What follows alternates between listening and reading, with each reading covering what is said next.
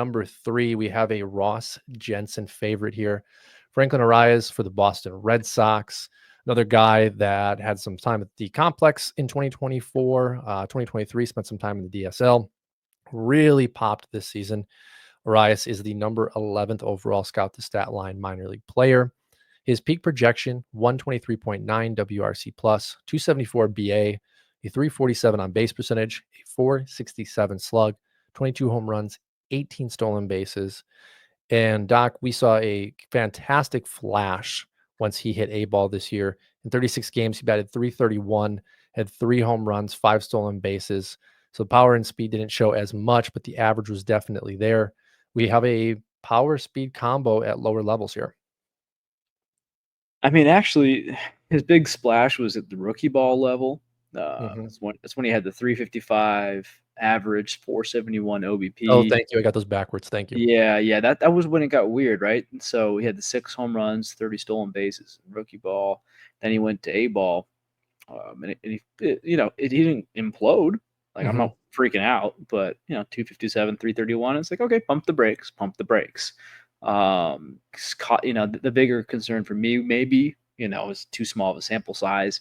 He's going from 30 stolen bases, 4 caught stealing, to 5 stolen bases, 2 caught stealing. Bad ratio. I don't like. It's like, again, very small sample size, but if you're not stealing bases efficiently, you won't get the green light at the major league level, which is far away at the moment for Franklin Arias. Power. He still hit 3 home runs. Before. If Colt Emerson hit 3 home runs in 36 games, we'd be fired up. So let's try to be even here, be even-handed. So Franklin Arias, there's reason to be excited. I think the hype train. I think people.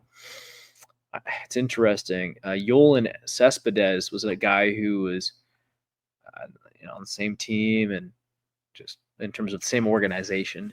He was crushing it too, and then he got hurt, and everyone kind of forgot about him. Franklin Arias, people have not forgotten about, and so the hype is kind of just maintained as if he didn't experience some difficulties at low A. I guess I'm excited, I'm interested, but I'm not as excited as a lot of people are. They're acting like he's a can't miss prospect. I'd just say I'm not going to get him probably because someone else loves him more. But if you picked him up and you have him on your team already, if someone's offering you blue chip kind of return, like a LDV kind of return, then deal him. But other than that, I'd say hold on tight. Yeah, it's interesting. Again, kind of back to age to level and where these guys are post international signing. Arias is more comparable to a Walcott, right? They've both had 2 years of professional experience, whether at DSL or stateside. And Walcott, is really starting to flash some of those big numbers above the complex.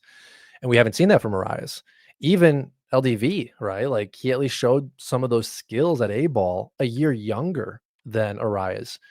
And that's probably what sets Arias back, because we saw him in our 30-man, I want to say, taken second round back half.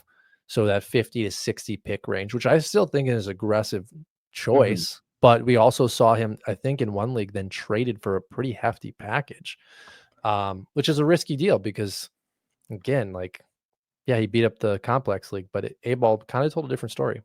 I got an interesting stat here. So it looks like even though his numbers were a lot sexier on the surface, the complex level, his contact in complex was 73%. And then in low A went up to 80. So actually, this is something where I'm kind of going back a little bit. Like, okay, yeah, we'll see what happens here. Again, he's got this weird 5'11", 170. Like, what is that? These kids, it's just so weird, man. I am biased with DSL, against DSL, because I'm just I don't know who's what and what's going on and how old everyone is.